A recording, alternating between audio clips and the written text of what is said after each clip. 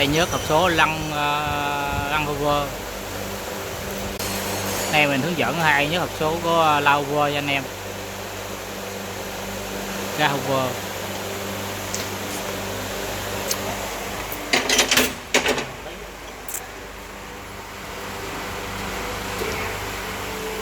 lóc lại cho Quy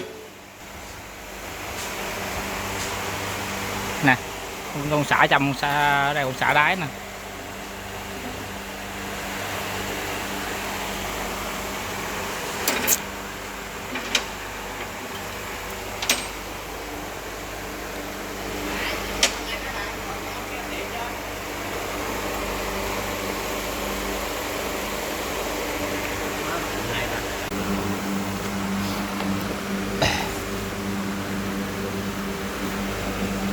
Đây cả lọc luôn.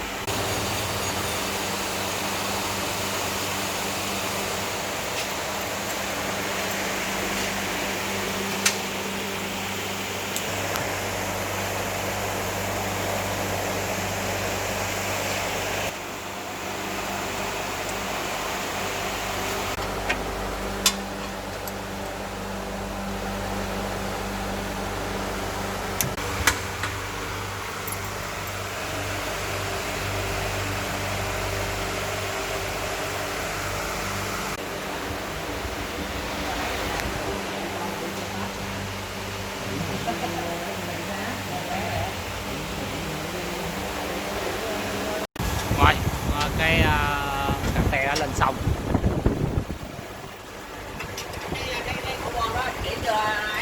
Rồi em siết rồi.